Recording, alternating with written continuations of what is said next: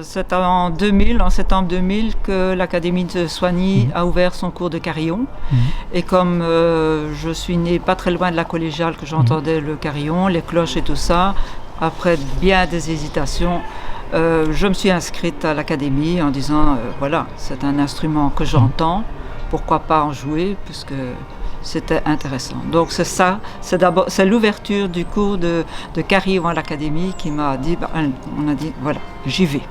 Et donc j'ai découvert comme ça le carillon, que je ne connaissais pas, à part écouter.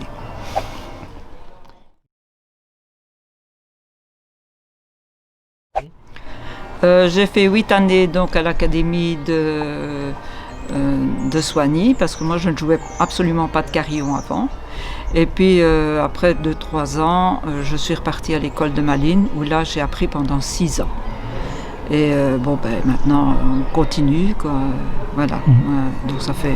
Mais moi je ne suis pas professionnelle, ça ne fait pas si longtemps que ça, quoi. Ça fait peut-être 15 ans que je pratique.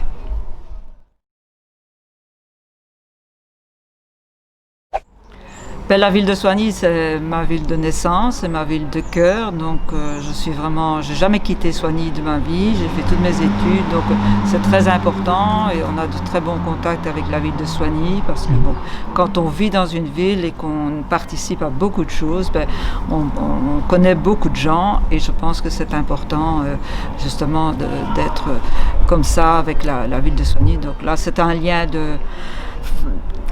d'amour et d'amitié avec la ville. Je suis née à 50 mètres d'ici, donc voilà. La ville de Soigny, c'est dans mon cœur.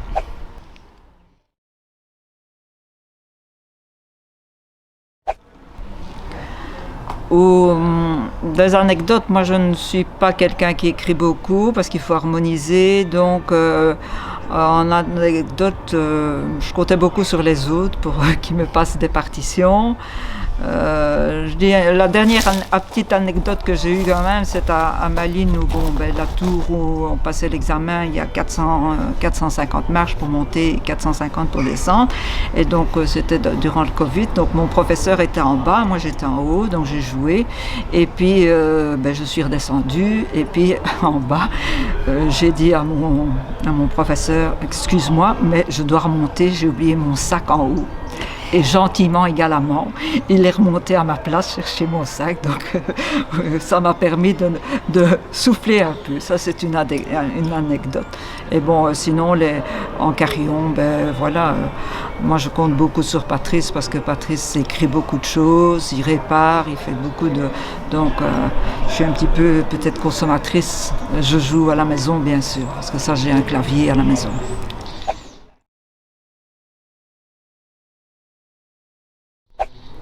Je me suis investie beaucoup parce que ça prend énormément de temps. Comme tout instrument de musique, je crois qu'il est important de pouvoir répéter. Et donc, je me suis acheté un clavier d'études à la maison pour pouvoir travailler le carillon. Et ça me permet aussi, quand je pars en vacances, de découvrir des villes, des personnes qui s'investissent énormément. Et le monde du carillon, enfin des carillonneurs, est un monde très sympathique et ouvert, qui fait découvrir des choses qu'on n'a pas l'occasion de voir. Donc moi je pense que maintenant ça fait partie de ma vie, et voilà, j'ai toujours plaisir à entendre ce carillon, ces cloches. Enfin, voilà. Maintenant, on peut demander, voilà, ça a changé ma vie et ça a changé celle de mon mari, puisqu'il m'accompagne dans tout ce qu'on fait, dans les vacances, les congrès, voilà. Et puis lui, il en construit un. Donc voilà, il a mordu aussi au carillon.